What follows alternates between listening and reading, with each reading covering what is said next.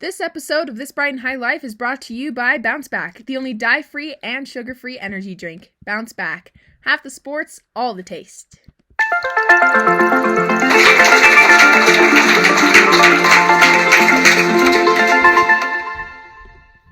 Hello everyone, and welcome back to This Brighton High Life. Today we'll be discussing the effects of the COVID-19 virus on high school athletes.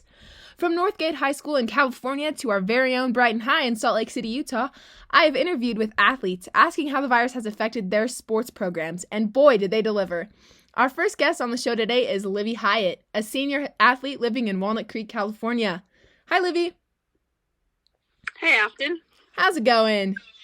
I'm great. How are you? I am awesome. All right, now our first question for our interview today is, what sport do you play? Basketball. Awesome. I love basketball. Now, can you tell me a bit about your experience playing basketball in high school before COVID and all that started? Well, I played on JV for my freshman and sophomore year. It was a blast. My junior year, I made varsity, and we got pretty far into the finals, and it was really fun, and I felt really lucky because we were one of the last sports to play before COVID stopped everything. Wow, that is really lucky. Now, how has COVID-19 affected your athletic season this year? Well, in the spring, I would have played on clubs and done a few traveling tournaments, which I did not get to do. In the summer, I would have played with my high school team, which all we got to do was outdoor workouts, and we've been doing that since. Awesome. Now, can you tell me a bit more about those outdoor workouts that you're doing now? Yeah, they're pretty disappointing. We have a limited time, so it's only an hour. It's on the blacktop outside of our school on the short hoops with the sun and the wind, and we're not allowed to be in contact with other players, so it's pretty much just shooting. That sounds like quite the setback. Well, thank you so much for coming on to my podcast today. I really appreciate it, and I value your friendship a lot.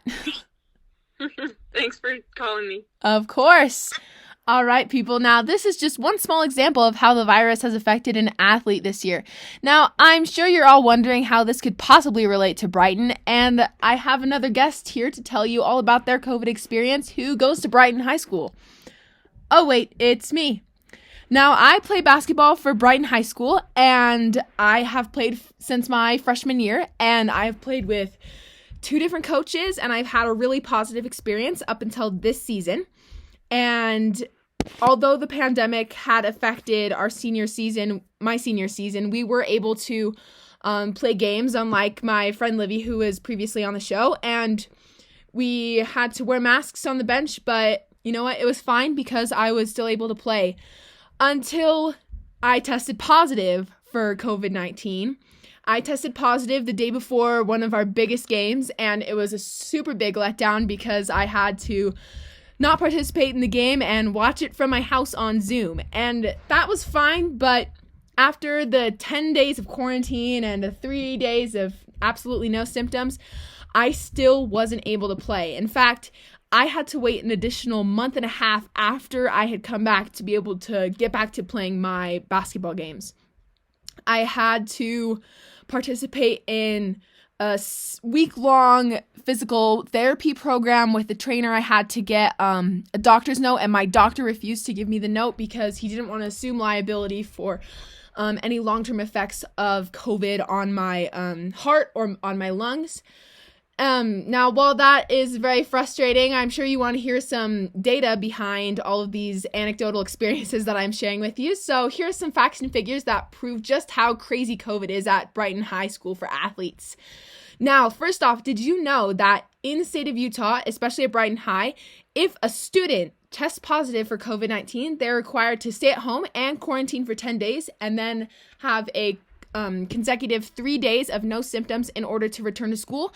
However, if a player on a sports team at Brighton tests positive for COVID, they're required to follow the same quarantining protocol, but they have 2 extra steps to accomplish in order to return to practice and games. The first is a week-long monitored exercise program by the athletic training department, which has to be completed on a sheet of paper with tracking, and every day you have to mark any symptoms that you have, and if you have any, you have to start completely over. And second, you have to have a pediatrician's note assuming all liability which is wherein the problem lies, because it is almost impossible to obtain a pediatrician's note assuming all fault for any long-term effects, because they don't want to be responsible for any insurance fees or anything. Now, let's get a coach's perspective on the frustrations of the return to play protocol. Coach Douglas Nielsen of Brighton High Girls Basketball says that taking sports away from our youth is not the answer and could have a negative, lasting impact on their future.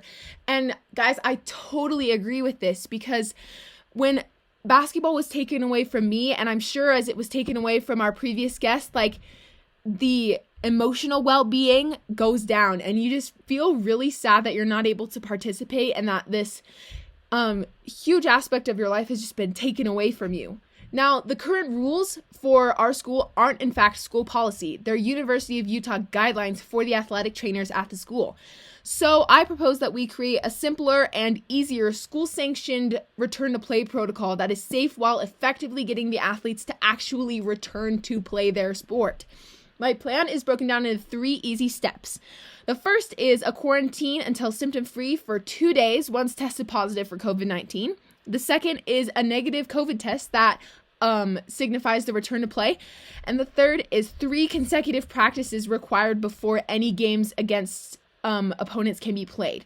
Now, here's why I think this protocol is a much better fit.